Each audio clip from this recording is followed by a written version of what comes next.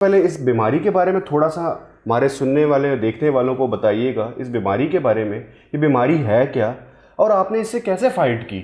तो हमारे जैसे जो लोग होते हैं वो इसलिए आइसोलेट हो जाते हैं, दोस्त नहीं बना पाते, हमें लोग थोड़ा सा डिसफंक्शनल समझते हैं। यानी कि बाकायदा ये टर्मिनोलॉजी है, सेकुलरिटी या रिलीजियोसिटी कहते हैं आम लोगों के लफ्ज़ों में, जिसमें दीन के बारे में गलत गलत ख्याल आने लग जाते हैं कि ये दीन है ही नहीं, अल्लाह है ही नहीं। अगर होता तो ये एमल एंजॉय कर रहा होता और मैं यहाँ पर क्यों मर रहा हूँ। आपको ये बीमारी कब से थी? अगर आपने फिर ये अगर जितना सोचते हैं, अगर इतना बंदा सोचे तो वो गोल्ड मेडलिस्ट नहीं बन सकता, क्योंकि ओवर थिंक करता हुआ जाता है। फिर आपने गोल्ड मेडल कैसे ले लिया? तो वो केमिस्ट्री के हमारे मशहूर टीचर हैं ज़ाहिर खान, तो वो उनका इंटरव्यू कर रहा था, उन्होंने मुझे कहा था कि 1980 से जब वो पढ़ाना शुरू किया और अभी तक वो सेम सिलेबस है, कुछ भी चेंज नहीं हुआ। अरसलान, कैसे इंप्रूव कर सकते हैं हम अपना एजुकेशन सिस्टम? पता नहीं कोई माइंड कर जाए, लेकिन हमने किस चीज़ पे टाइम वेस्ट किया। अगर हम लेट सपोज इस्लाम को उठाते हैं, हमने एक फ़ाइट की जी कि प्रॉफिट बशर है या नूर है। हमने अपनी ज़िंदगियां ज़ाया की इसके ऊपर, कत्ल आम किया हर किसी का। जो कैम्ब्रिज में बैठे हुए लोग थे उन्होंने ये देखा नबी ने ज़िंदगी में किया क्या। एक अगर मैं डॉक्टर एमल की बात करूँ, मेरे फ्रेंड हैं, जो डिग्री उन्होंने की ऑप्टोमेट्री की, उसका कोई स्कोप नहीं था। मैं हर सेक्ट के साथ बैठा हूँ लिटरली, और मैंने हर सेक्ट पे बैठ के देखा कि मसला सेक्ट का नहीं है, मसला इंसानों का है। अरसलान, उसके ऊपर थोड़ा सा देखने और सुनने वालों को थोड़ा सा बताइएगा कि वो स्टूपिड अरसलान का क्या चक्कर था। मैं पानी का गिलास मैंने फेंका, मैंने कहा इससे बेहतर है कि मिट्टी पी ले, ये पानी आप इस काबिल नहीं हो। मैंने कहा आप ये सीख कर आए हो, 40 दिन गुजार के जहाँ पर आए हो। आता है हमारा एक दोस्त था, उस्मान था, इसी वाली गली में रहा करता था। He was also suffering from some sort of mental illness.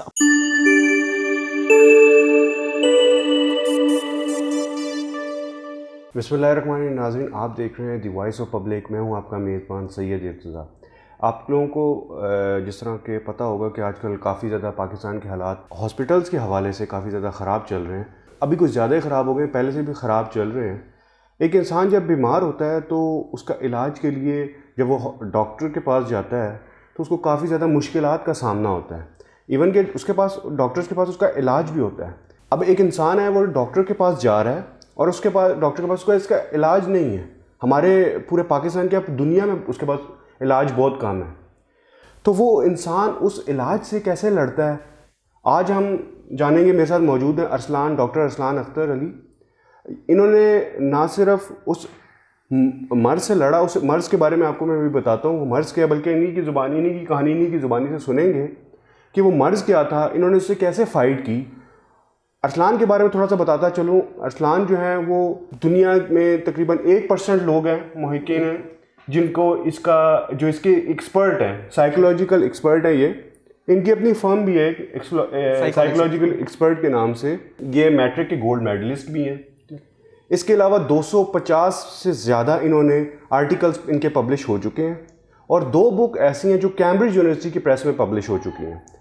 Arsalan, आपको सबसे पहले तो मुबारकबाद कि आपने, आपकी जो एक इंसान एक एफ़र्ट करता है और उसको उसका अगर सिला मिल जाए तो इससे बड़ी कोई बात नहीं है। आपने इस बीमारी से लड़ा। सबसे पहले इस बीमारी के बारे में थोड़ा सा हमारे सुनने वाले देखने वालों को बताइएगा, इस बीमारी के बारे में, ये बीमारी है क्या और आपने इससे कैसे फ़ाइट की। Surely. First of all, thank you so much for inviting me in this interview. तो जिस तरह क्योंकि मैं खुद बाइपोलर अफेक्टिव डिसऑर्डर का पेशेंट रह चुका हूँ। अच्छा। अब थोड़ी सी ये बीमारी समझने वाली है कि जब हम इसे गूगल करते हैं तो हमारे यहाँ पर सिर्फ गूगल पे बताया जाता है कि ये एक मूड डिसऑर्डर है, जिसके अंदर आपके अंदर 2 इंटेंसिटीज़ आ जाती हैं। एक ऑपोजिट इंटेंसिटी है जिसे हम कहते हैं लेफ्ट वॉइस, यानी कि आप डिप्रेसिव एपिसोड में चले जाते हैं। दूसरी जो इंटेंसिटी है वो राइट वॉइस है, यानी कि आप मैनिक एपिसोड में चले जाते हैं। अच्छा। यानी कि डिप्रेसिव एपिसोड से मुराद है कि इंसान के लिए दुनिया ख़त्म हो चुकी है, प्लेयर, खुशी, गम सब ख़त्म हो चुका है। वो बिल्कुल अब ज़िंदगी उसके साथ छोड़ चुकी है और वो बेड रिडन हो चुका है। और जो आपकी राइट वॉइस है यानी कि मैनिक, उसमें इतनी एनर्जी आ जाती है, नाउज़ुबिल्लाह, इंसान अपने आप को खुदा भी समझने लग जाता है कि दुनिया का किंग हूँ मैं। और इंसान को अपने अंदर वो टैलेंट्स दिखाई देते हैं जो उसके अंदर नहीं होते। इतनी एनर्जी होती है कि मैं रातों रात बिल गेट्स बन जाऊँगा और मैं आप 2 लाख रुपए वैसे ही खर्च कर देंगे अगर आपकी जेब में पड़े हुए हैं, आपको चैन नहीं आएगा। अच्छा। रातों रात गाड़ी खरीद लेंगे आप, और then you will be thinking कि मैंने किया क्या। अब थोड़ा सा कॉम्प्लेक्स कैसे आ जाता है इसमें, न्यूरो साइकोलॉजी है। पाकिस्तान में साइकोलॉजी को इतना एक तो सीरियस नहीं लिया गया, और जो बच्चे बच्चियां हैं हमारे वो ज़्यादा से ज़्यादा BS करते हैं, MS करते हैं, लेकिन they are not interested into neuro psychology, या ये बहुत खुश्क सब्जेक्ट है।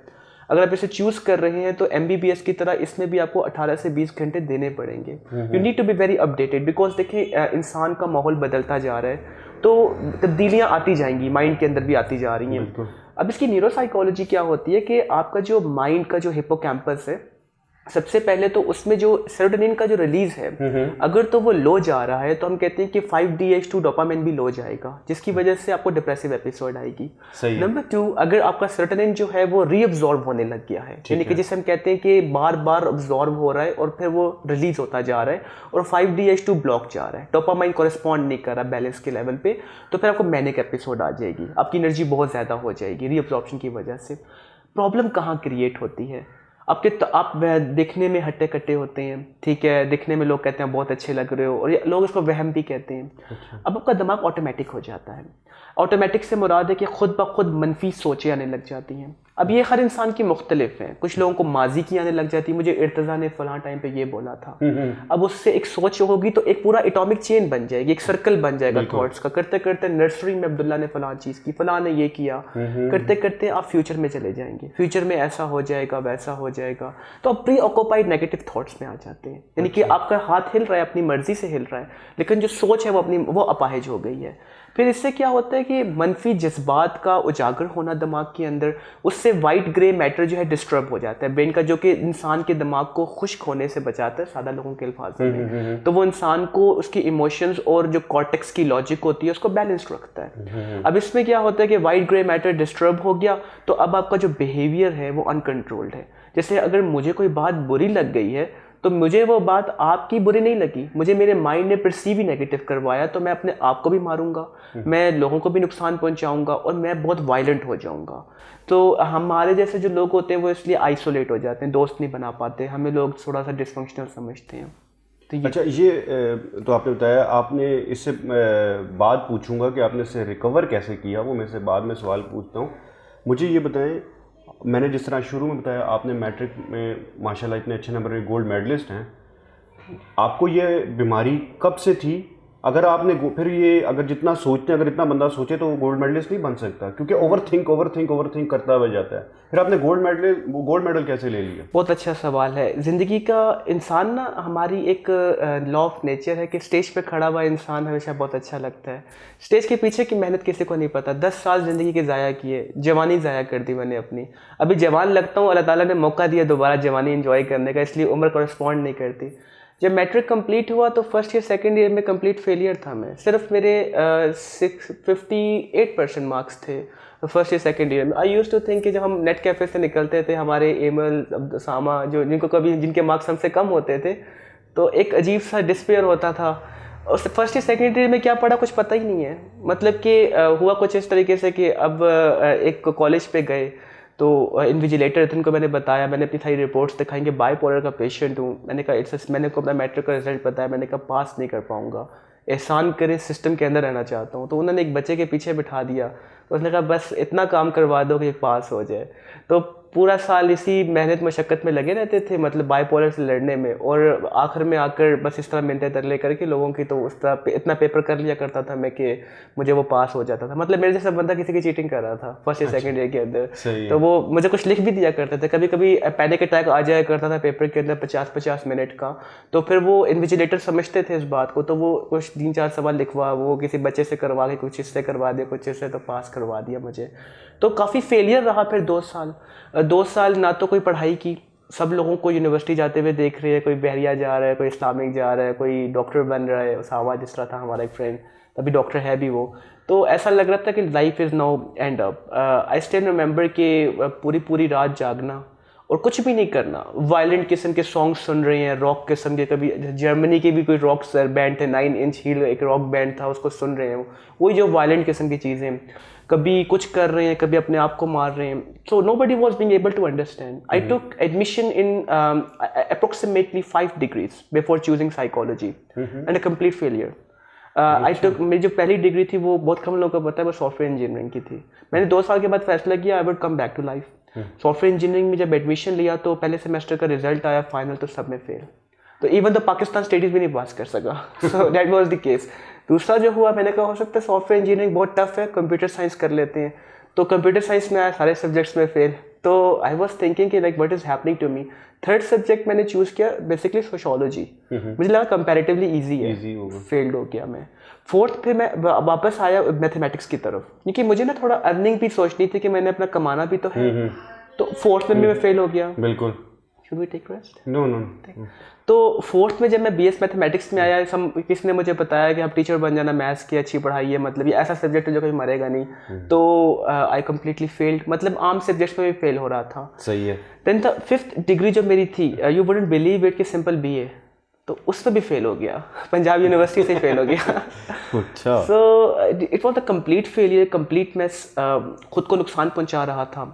देन आई रियलाइज्ड कि everything is going against me, सब कुछ वैसे ही मैं लॉस कर चुका था। घर वाले समझ नहीं रहे थे, बाइपोलर को पोलर बियर बना दिया उन्होंने। तो दे वर सेइंग कि तुम बिल्कुल ठीक ठाक हो, घर देख लें आप, ठीक है, मतलब कि लोगों के पास तो खाने के पैसे नहीं होते। आई वॉज टेलिंग देम कि मुझे कोई शौक नहीं बर्बाद होने का। अब बीमारी ऐसी है कि नज़र ही नहीं आती, और ये आपकी मेडिकल मशीन्स में नहीं आ सकती। थोड़ा सा अगर बताना चाहूँ मैं यहाँ जी बिल्कुल बिल्कुल। पैनिक अटैक हुआ, हार्ट बीट लेट सपोज तेज हो गई। अब ये पैनिक अटैक हुआ नहीं है, पैनिक अटैक एक फॉल्स मैसेजेस हैं आपके हिपोथैलेमस को, यानी कि माइंड जो फील करवाएगा वो आपको फील होगा। अच्छा। अब आप जाते हो ईसीजी करवाने, तो आपकी ईसीजी होती है, वो डॉक्टर कहता है कि हार्ट रेट तो बिल्कुल नॉर्मल है, क्योंकि सर्कैडियन क्लॉक जो है ऑर्गन की वो ठीक काम कर रही है। जो सुप्राकिस्मेटिक दिमाग की क्लॉक है वो खराब है। तो अगर मैं आपको बार बार बोलूँ कि तुम चोर हो, आपका दिमाग को बार बार कह रहा है कि तुम चोर हो, आप हो नहीं, लेकिन आपका दिमाग आपको बता रहा है। तो it's just like brain games हैं ये। देन फिर मुझे एक life coach, American life coach मेरी नैन्सी से मेरा कांटेक्ट हुआ। अच्छा। She was first of all, जो मतलब मेरा कांटेक्ट एक वाइटल लेवल पे हुआ, तो शी सेड कि I would help you out. तो I don't know like why she said yes. So she started, हाँ, like then I came to know कि ये रियल साइकोलॉजी है। पाकिस्तान में सिर्फ मतलब कि बात की जाती है CBT, cognitive behavioural therapies and all of that, इनको पता भी नहीं कि होती क्या है, क्योंकि इनसे न्यूरो साइकोलॉजी पूछ लेगा तो नहीं पता होगा, तो थेरेपी का डिज़ाइन करेंगे। शी स्टार्टेड टेलिंग मी कि देखो ये बीमारी ऐसी है, ये सिर्फ दवाई से ठीक नहीं होगी। अगर ये होती तो एंटीसाइकोटिक्स क्योरेबल्स होती, एंटीसाइकोटिक्स क्योरेबल्स नहीं है। उन्होंने कहा ये वो बीमारी नहीं है, lack of education and awareness है कि इसमें अपने दवाइयों के फके मारने और आप ठीक हो जाओगे, या कोर्स करना है आपने। इसमें कुछ चीज़ें हैं, क्लॉक्स पे काम करना है। बायो क्लॉक जो है वो इंपॉर्टेंट है, लेकिन बायो क्लॉक हील करने का मतलब है कि आपको न्यूरोलॉजिकल डिसऑर्डर से बचाना, क्योंकि साइकोलॉजिकल डिसऑर्डर्स की वजह से न्यूरोलॉजिकल डिसऑर्डर्स हो सकते हैं। लोग अपना दिमाग खो जाते हैं, साइकोपैथ बन जाते हैं, पागल हो जाते हैं कुछ लोग जो नहीं कंट्रोल करते अपनी बायो क्लॉक को। साइको सोशल, उन्होंने कहा कि अभी जो मनफी हाके हैं, उन्होंने कहा देखिए ये चीज़ प्रैक्टिस की जाती है बार बार। अब आपके दिमाग ने प्रैक्टिस कर ली है, फाइट एंड फ्लाइट मोड हद से ज़्यादा एक्टिवेट रह चुका है। बिल्कुल। तो अब आपको क्या करना है कि अपने थॉट्स पे काम करना है, अपने इमोशंस पे काम नहीं करना डायरेक्टली, बिकॉज वो बहुत खतरनाक होता है। क्योंकि इमोशंस आपको पता है कि हमेशा जो है वो रीजनेबल नहीं होते। बिल्कुल ऐसे ही है। आपने अपने बिहेवियर पे काम करना है। तो इनिशियली बहुत टफेस्ट काम था मेरे जैसे बंदे के लिए। 105 kg का वजन, ना शक्ल ना सूरत, उल्टा टॉसेस अलग था, और पर्सनैलिटी वैसी डिस्ट्रॉय हो चुकी थी। तो वैसी भी सोसाइटी में एक एज अ जोकर ही ट्रीट किया जाता था मुझे, तो कि कोई बंदा सीरियस है ही नहीं है। तो ग्रुप ऑफ फ्रेंड्स में बैठने वाला आदमी जो कि सबसे लास्ट में ही है, मतलब कि अगर मेरे कुछ पर्टिकुलर फ्रेंड थे, एमल, असद, ये वो, तो अगर वो बात कर रहे हैं तो उनकी बात की इंपॉर्टेंस है, क्योंकि वो फिजिकली भी स्ट्रांग है। मैं एक जोकर हूँ, मतलब जिसे कहते हैं, लेकिन उनको शायद भूल गए कि अल्लाह ताला ने मुझे बैटमैन का जोकर बनाया था। जिससे लोग ऐसे भी प्यार करेंगे अगर मैं विलन भी हूँ तो देन उन्होंने मुझे कहा रनिंग करनी है। फर्स्ट ऑफ ऑल थोड़ा स्टार्ट करवाया। मैंने थोड़ा सा सुबह उठना शुरू किया।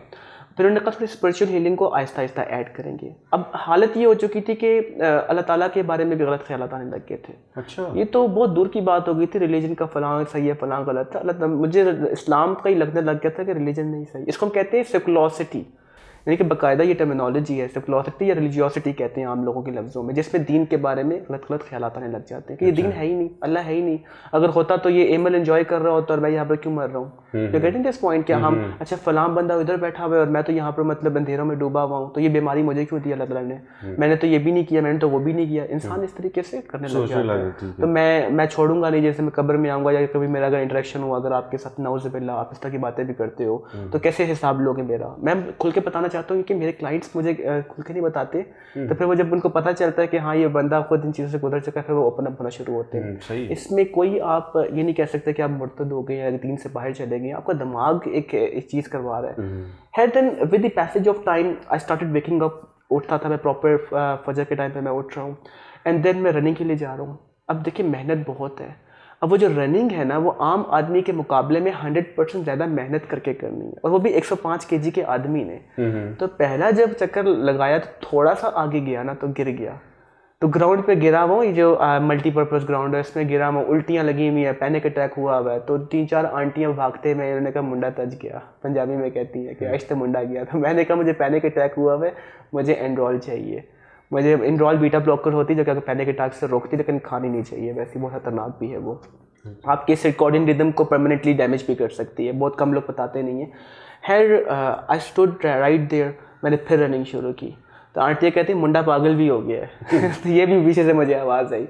करते करते दूसरा कदम बढ़ाया, फिर सुबह सुबह जिम करना, प्रॉपर डाइट जो थी उसमें कार्बोहाइड्रेट्स, प्रोटीन्स का ख्याल रखना, उन फैट्स को या उन चीज़ों को इज्तनाब करना जो जिससे कॉर्टिसोल रिलीज़ हो सकता हो, जिनसे जो एंडोलिन और गैरोलिन एवर रिएक्ट कर सकते हों। सही है। उस तरीके का भी ख्याल रखा न्यूरो साइकोलॉजिकल लेवल पे। फिर शाम को अलग रनिंग और जिम के सेशंस होते थे। तो वो लोग समझते हैं कि मैं अवरली अपने को, मैं थका नहीं रहा था, मेरी नीड थी बॉडी की। जैसे कहते हैं एरिस्टोटल गोल्डन मीन है, कन्फ्यूशियस गोल्डन मीन है कि हर इंसान की अपनी नीड है। तो वो एफर्ट करते करते और फिर पढ़ाई का ऐसे सिलसिला शुरू हुआ कि नफ्सियात में एडमिशन लिया। जब नफ्सियात में एडमिशन लिया तो ऑलरेडी उसमें पीएचडी की हुई थी मैंने। तो अच्छा। मतलब समझ लें कि नहीं भी थी तो की भी थी। वो तो बच्चों वाली बातें पढ़ाते थे। तो मैं कहता था कि लेट्स सपोज जब बायपोलर का टॉपिक आया इंट्रोडक्शन टू साइकोलॉजी के अंदर, मैंने कहा नहीं, bipolar is not something like this is can not be explain in this manner. तो मुझे मेरी टीचर ने कहा कि how you can explain it. जब मैंने पहली दफ़ा एक्सप्लेन किया तो उन्होंने तालियां बजाना शुरू की। तो आई सेड कि एक दिन मैं रिसर्च पेपर भी लिखूंगा इसके ऊपर, क्योंकि they inner experiences are something else, and if a common man who has just read the books and describing something about mental illness is totally very different. वो उस तरीके से फील ही नहीं कर सकता उस दर्द को, उस अजियत। हम कहते हैं हमारे दुश्मन को भी ना हो, हम तो ये कहते हैं कोई हमें जान से भी मार दे तो उसको बायपोलर ना हो कभी, या कोई भी बीमारी ना हो, मेंटल इलनेस। तो इस तरीके से मेहनत करता गया। अब पढ़ाई का ये होता था कि एकदम से नहीं हम प्रेशर लोड कर सकते, पैनिक अटैक्स हो जाते हैं हमें। तो पैनिक अटैक्स बहुत अरूज पे होते थे, तो उसको मैनेज करने के लिए रोज़ पढ़ना, रोज़ टाइम निकालना। अब मैंने कैसे मैनेज किया यूनिवर्सिटी लाइफ, मैंने जॉब करना शुरू कर दी सेकंड टाइम में। फ्री नहीं छोड़ना अपने आप को, और रोज़ाना मैंने 3 घंटे लगातार पढ़ना है कि मैंने ज़्यादा नहीं करना बर्डन। अब जब फाइनल टर्म के पेपर्स हो रहे हैं, मेरे सारे नोट्स तैयार हैं।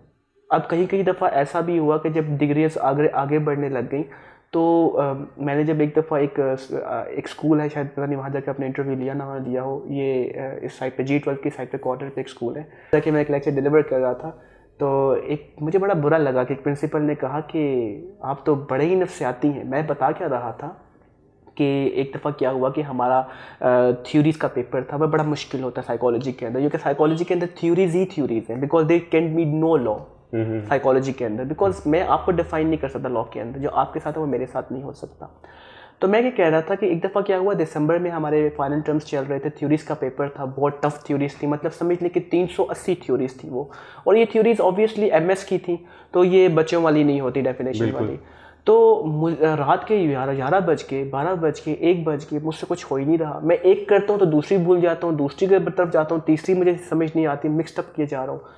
मैंने ठंडे पानी से नहाना शुरू कर दिया। मुझे इतना पैनिक अटैक होने लग गया, मुझे इतनी गर्मी लगने लग गई कि वो हीट रिलीज़ होती है एक्सोथर्मिक न्यूरोलॉजिकल लेवल पे, तो वो एंड्रोजन की वजह से होती है, वो बड़ी ख़तरनाक होती है। तो कान आपके रेड हो जाते हैं, पूरा जिस्म आपका रेड हो जाता है। तो मैंने ठंडे पानी से नहाना शुरू कर दिया। तकरीबन मैं 45 मिनट ठंडे पानी से नहाता रहा। तो वो प्रिंसिपल उस बात को ये समझे कि मैं बच्चों को बता रहा हूँ कि ये इस तरह करना चाहिए। आई वाज टेलिंग देम कि ये होता है इस बीमारी में। तो मेरा मजाक भी उड़ाया प्रिंसिपल ने फिर। खैर I didn't said anything to that person, क्योंकि ये तो मालिक होते हैं, इनको यह पता कि ये चीज़ें क्या हैं। तो वहाँ से लेकिन मैं फिर आई यूज़ टू कम बैक, नहीं करना है, आज नहीं हार मान सकते। वो गोल्ड मेडल अभी लेना है, वो गोल्ड मेडल इनके लिए नहीं लेना, अपने लिए लेना। और वो मैंने प्रूफ भी किया। जब मैंने वो लिया था, मैं स्टेज पे जाके पहना नहीं मैंने उसको। मैंने सिर्फ इनको बताना था कि आपकी सोसाइटी में आया था एक मेंटल इलनेस का पेशेंट, 1000 चीज़ें लेकर, लेकिन आप जैसे नॉर्मल लोगों को हरा कर चला गया। तो किस वजह से हरा कर, इस वजह से खुद जीत कर गया वो। तो क्यों नहीं कर सकी? वो लड़कियां भी थी उस बैच के अंदर, लड़के भी थे, तो वो क्यों नहीं कर सके? क्योंकि द रीज़न इज़ दैट कि मैंने कभी गिव अप नहीं किया। और मैं उस थ्योरी के पेपर में मेरे 100 में से 98 मार्क्स आए जब मार्क्स हुए। तो हालांकि वो मैंने क्योंकि मैंने सोच लिया था कि अब पेपर है मेरा, लेट सपोज सुबह 9:15 पे, तो मैंने कहा 9:14 और जो आगे सेकंड्स हैं 59 सेकंड्स, वो मेरे पास टाइम है, and I will kept doing and trying it. और वो जब पेपर सामने आया तो ऐसा लाइक इतनी तो मेहनत करने की जरूरत भी नहीं थी, जितना मतलब मैंने कर ली। अच्छा, मतलब बच्चों वाले सवाल पूछे गए थे मतलब आपने? हाँ, वो सवाल बहुत बच्चों वाले थे। मैं कुछ, क्योंकि अब मेंटल इलनेस में ये भी होता है कि इंसान परफेक्शनिस्ट हो जाता है हर चीज़ को लेकर, तो वो हर चीज़ की डेप्थ में जाना चाहता है। तो अब हमें, मेरे साथ बड़ा मसला रहा है पढ़ाई के अंदर।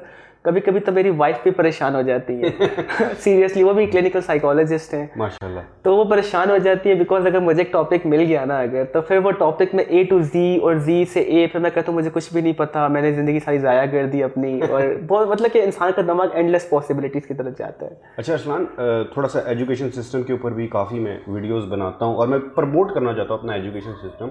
जो भी आपने बात की, लैक क्लियर नज़र आ रहा है, लैक ऑफ एजुकेशन सिस्टम है हमारे जो है एजुकेशन सिस्टम है। मैंने अपने एक टीचर का इंटरव्यू किया था, वो कहते थे मैं जो 1980 से पढ़ा रहा हूँ वही अभी तक चलता आ रहा है, कोई भी चेंजेस नहीं है। वो केमिस्ट्री के हमारे मशहूर टीचर हैं ज़ाहिर खान, तो वो उनका इंटरव्यू कर रहा था। उन्होंने मुझे कहा था कि 1980 से जब वो पढ़ाना शुरू किया और अभी तक वो सेम सिलेबस है, कुछ भी चेंज नहीं हुआ। अरसलान, कैसे इम्प्रूव कर सकते हैं अपना एजुकेशन सिस्टम को, ये थोड़ा सा बताइए। बहुत अच्छा सवाल है। सबसे पहले तो साइकोलॉजी एक्सपर्ट्स को ओपन करने के बाद एक हकीकत मुझ पर और यहाँ हुई कि हमारे जो टीचर्स हैं इनको भी मेंटल इलनेस है। अच्छा। देखिए बहुत एक्सट्रीम लेवल पे है और ये बच्चों पे गुस्सा निकालते हैं। अब समझ आएगी ये क्यों निकालते थे।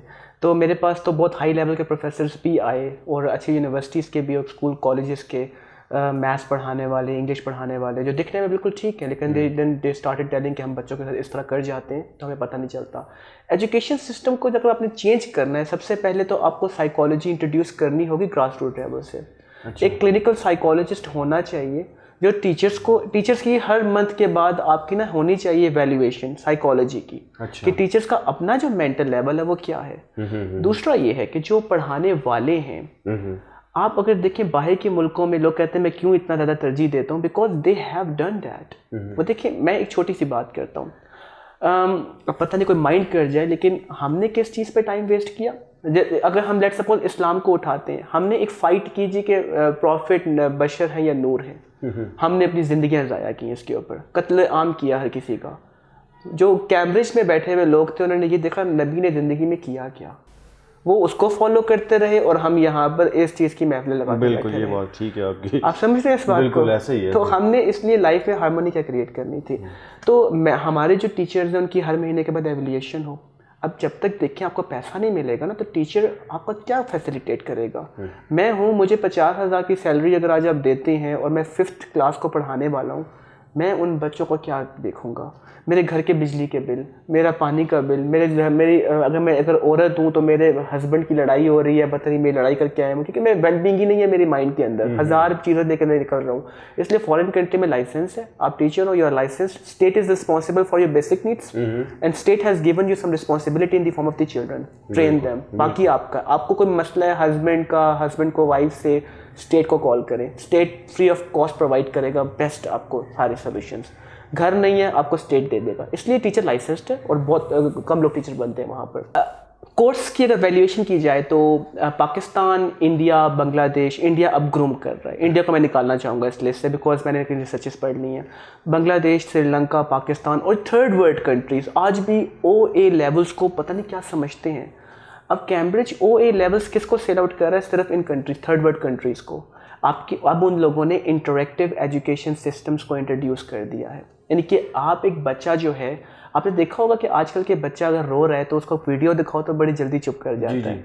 आप सिखा सकते हो। तो उन्होंने अब इंटरेक्टिव लर्निंग स्टार्ट कर दी है और उन्होंने क्या किया है कि लेट्स सपोज किसी चीज़ के बारे में पढ़ाना है तो वो प्रैक्टिकली पढ़ाएंगे आपको। आप कहेंगे कि बेसिक चीज़ें इसकी ये हैं, ट्रेन ये होती है, इसका इंजन ये होता है, बाकी चीज़ें आपको लेकर जाएंगे, दिखाएंगे, फिर बोलेंगे इसके बारे में जो आपका इंटरेस्ट है वो आप पढ़िएगा। नहीं तो बेसिक जितनी चीज़ आपको पता होनी चाहिए वो काफ़ी है।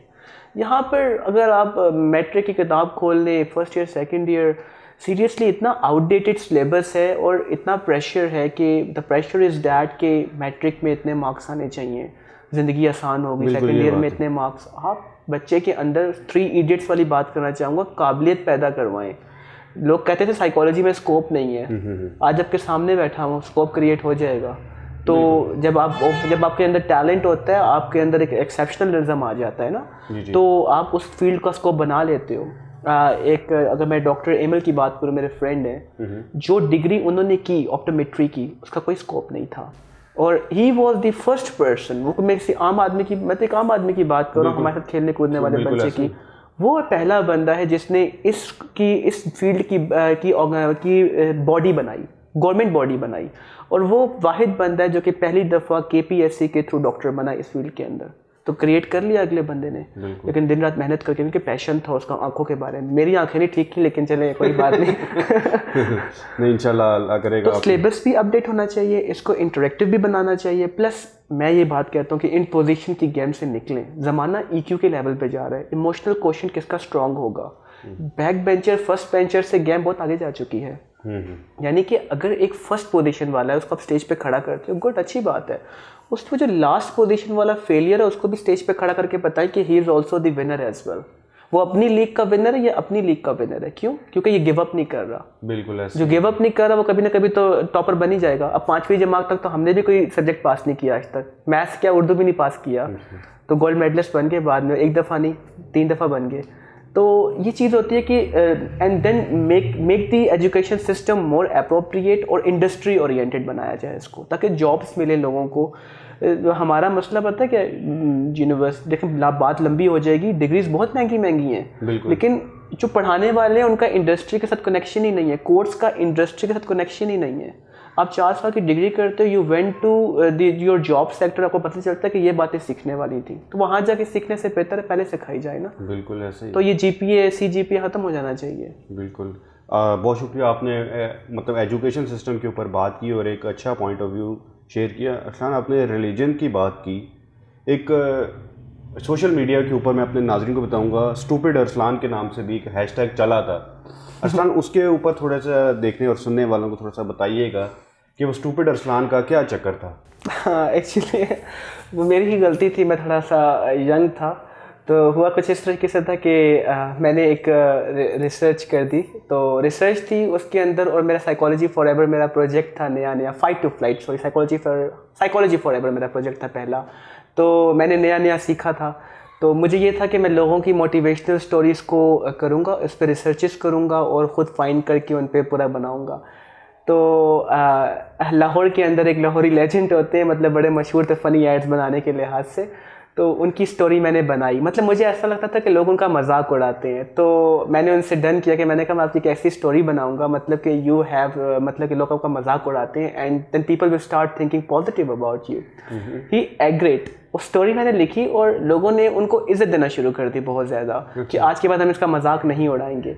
But the problem is that कि सॉरी टू से, मैं फिर कैमरे के सामने माफ़ी चाहूँगा, उनसे अपोलोजाइज़ करना चाहूँगा, मुझे नहीं करना चाहिए था, शर्मिंदा हूँ मैं।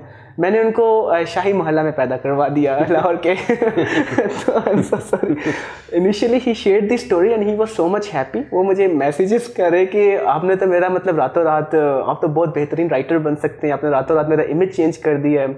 इनके अपने जो एक्सेंट था उनका थोड़ा सा ढीला ढाला एक्सेंट जो था। तो अगले दिन मुझे कॉल आई, तो कहते हैं क्या किया है? मैंने कहा मैंने क्या किया है? तो कहते हैं कि मुझे कॉलें आने लग गई है डिफरेंट स्टूडियो से कि आप शाही मोहल्ले में पैदा हुए थे। कहता कि वो इंग्लिश में लिखी हुई थी, मुझे तो पता ही नहीं चला। और वो स्टेटमेंट स्टार्ट ऐसे होती है कि I was born in the gloomy society of the hard culture of Shahi Mohalla where courtesans used to rise the sun. वो स्टार्टिंग लाइन थी उसकी। तो कर्टिसन कहते हैं जो मतलब कि जो इस तरह डांस वगैरह करने वाली होती हैं। तो मैंने वहाँ से सफ़र से शुरू करवाया। तो स्टूपिड अरसलान का हैशटैग हुआ। इतने थ्रेट्स आए कि मेरा भाई इंग्लैंड में था, he called me, he said तुम सर्वाइव कैसे कर रहे हो, लाइक मुझे यहाँ इंग्लैंड में पता चल रहा है कि like you have done something like that wrong, and then he said के कमरे में बंद रहना। मैंने कहा मैं तो बाहर जाता हूँ आराम से। तो वो ये चीज़ थी। अच्छा अरसलान, आपकी आगे के गोल्स क्या हैं? क्योंकि अब देखें, आपने एक अपनी ऑर्गेनाइजेशन माशाल्लाह खोल रहे, आप काउंसलिंग करते हैं, आपके डिफरेंट प्लेटफॉर्म है, अपना क्लिनिक है जहाँ पर आप लोगों की काउंसलिंग करते हैं। आगे का गोल क्या है, आगे का प्लान क्या है आपका?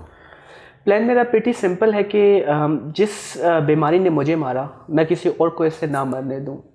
थोड़ा सा ये एक प्लान ये कि रिसर्चेस में अपनी थोड़ी सी डाइवर्स करना चाह रहा हूँ कि मैंने अभी तक विलेजेस को टच नहीं किया, मैं इनको टच करना चाहता हूँ, क्योंकि बेसिकली मैं एक रिसर्च ओरिएंटेड आदमी हूँ, तो मैं चाहता हूँ कि मैं उनको भी ऐड ऑन करूँ। दूसरा ये है कि I want to educate an aware society. कुछ मैं ऐसे प्रोग्राम्स डेवलप कर रहा हूँ कि आसान लफ्ज़ों में, जिनमें हम जो एक हर कोई पढ़ा लिखा नहीं होता, मैं हर किसी को बताना शुरू करूँ अगर आपका हिपोकैम्पस ऐसा है, एंड्रोजन ये कर रहा है, या आपका जो गैंजल स्ट्रक्चर है, तो वो क्या ऐसी फजूल बातें हैं। तो मैं कुछ एक आसान से कोर्सेज बनाना चाह रहा हूँ जिनको मैं पफलेट की फॉर्म में या बुकलेट की फॉर्म में इनको फ्री ऑफ कॉस्ट दे कर रहा हूँ। एंड सेकेंडली जो कुछ लोगों को समझने की ज़रूरत है कि मैं जिस तरीके से जिस सिस्टम का हिस्सा हूँ, मैं खुद सिस्टम नहीं हूँ, मेरे ऊपर भी एक सिस्टम है, टैक्सेशंस है। मैं चाहता हूँ कि ट्रीटमेंट जो है वो अफोर्डेबल हो, लेकिन मैं एक हद तक कर सकता हूँ। जैसे मैंने कस्टमाइज्ड नेचुरल मेडिसिन का कॉन्सेप्ट जो है कैम्ब्रिज का यहाँ इंट्रोड्यूस करवाया कि जिसमें केस बनेगा और उसके मुताबिक नेचुरल मेडिसिन तैयार होगी। तो लोग अक्सर औक़ात समझते हैं कि I have try to make it subsidised, मतलब जितना हो सकता है, लेकिन ऑब्वियसली गवर्नमेंट सपोर्ट नहीं होगी। अगर थोड़ा सा ये कहना चाहूँगा कि गवर्नमेंट ने एक प्रोजेक्ट शुरू किया हमराज का, ठीक है, वो आज तक बंद पड़ा हुआ है। वो WHO ने पैसे दिए थे, तो वो पैसे पता नहीं किधर चले गए, बस अब हम यही कह सकते हैं। वो ऐप ही बंद है। और अब यकीन करें कि मैंने उसको टेस्ट करने के लिए 1 महीना लगातार उस ऐप को यूज़ किया है, लगातार। आज तक कभी वो ऐप ऑन नहीं हुई आज तक। तो ये थोड़ा प्रॉब्लम है कि सपोर्ट नहीं है। और फ्यूचर जो मेरा पर्सनल गोल जो है कि मैं एक अच्छा हस्बैंड बनना चाहता हूँ, मतलब ऑलरेडी मैरिड हूँ, और एक अच्छा फादर भी बनना चाहता हूँ। पर्सनल लेवल पे कुछ अभी भी मेरे साथ इश्यूज़ हैं, क्योंकि जब आप लाइफ में बहुत ज़्यादा स्ट्रगल करते हैं, ईच डे बाइपोलर से लड़ना, उसके ख़िलाफ़ जाना, माइंड के ख़िलाफ़ जाना, तो कहीं ना कहीं आप उस तलखियों में आ जाते हैं।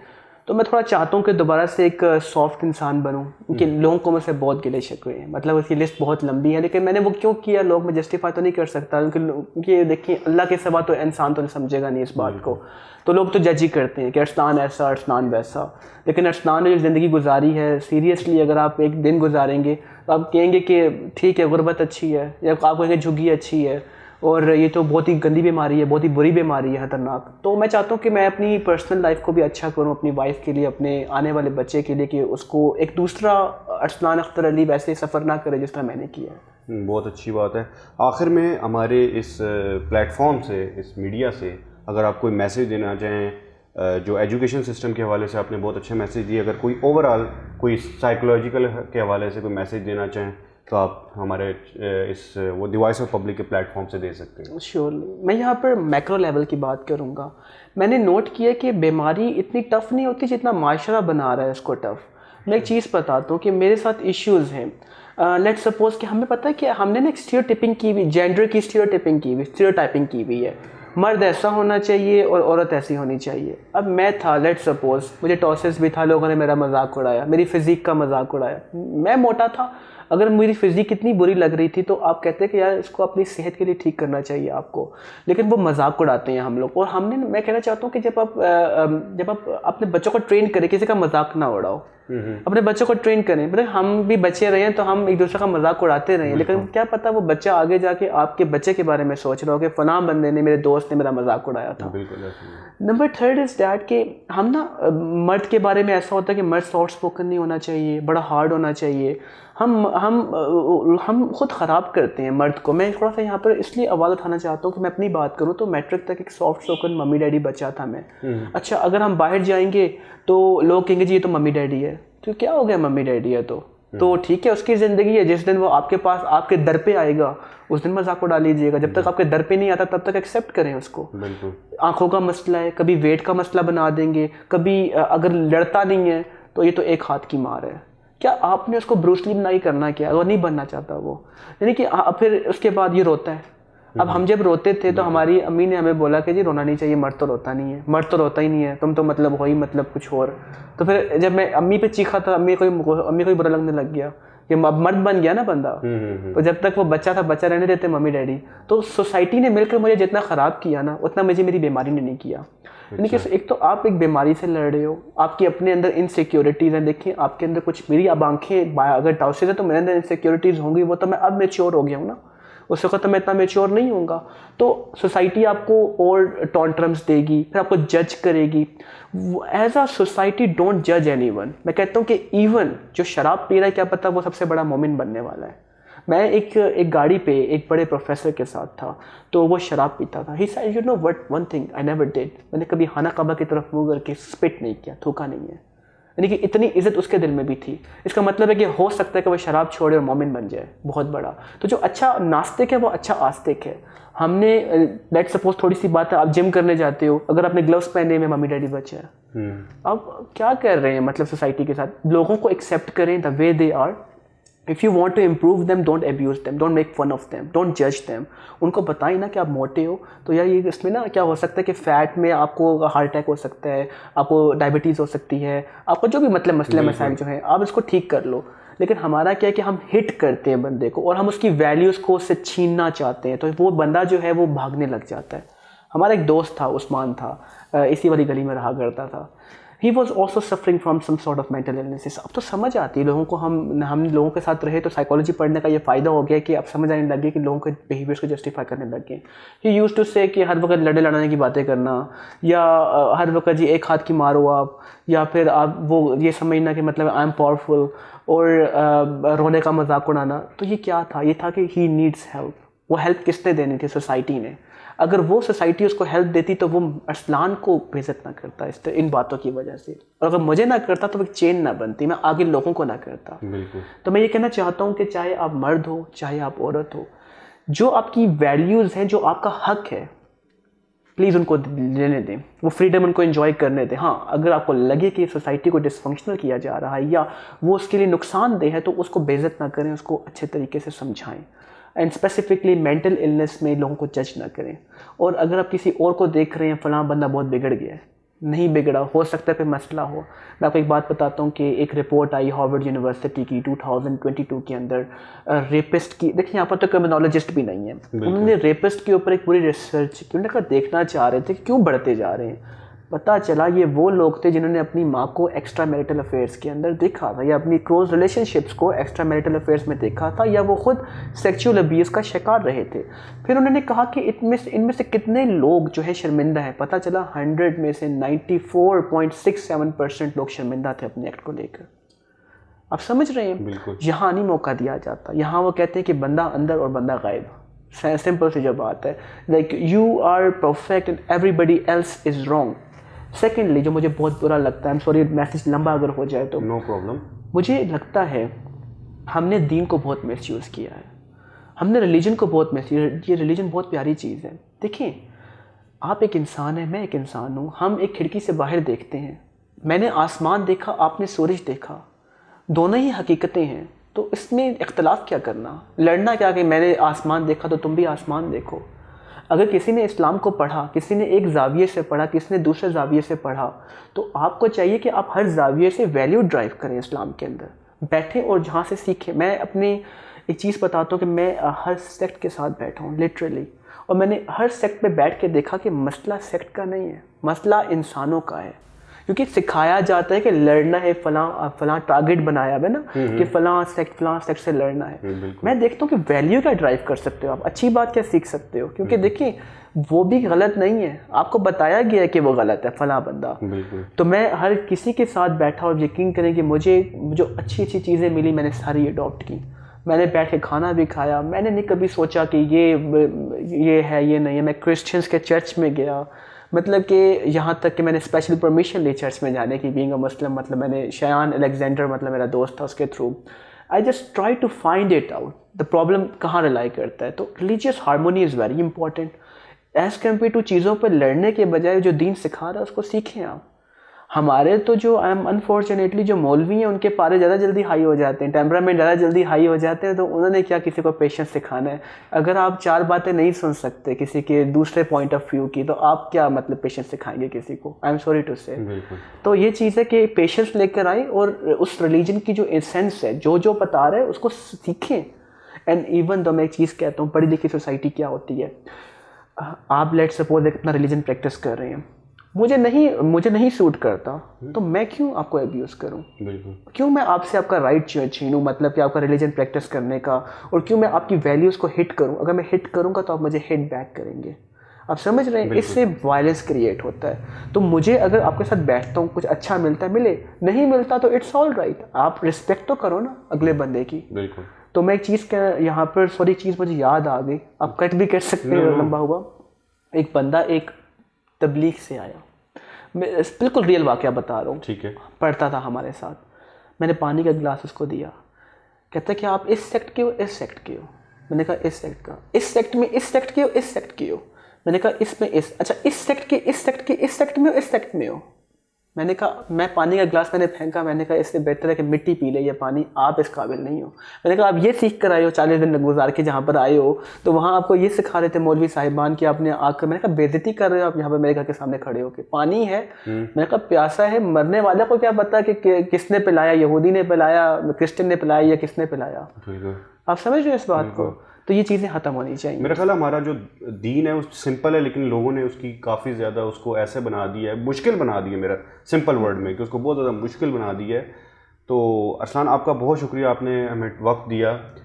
ये थे मेरे साथ अरसलान अख्तर अली, जो कि CEO भी हैं साइकोलॉजिकल एक्सपर्ट के, और इन्होंने बहुत अच्छा एजुकेशन सिस्टम के ऊपर मैसेज दिया, और आखिर में इन्होंने एक बहुत अच्छा जो मैसेज दिया कि पेशेंस की इन्होंने बात की कि हमें पेशेंस रखना चाहिए हर मामले में, ना कि जितना हम पेशेंस रखेंगे उतना हमारे लिए बेहतर होगा।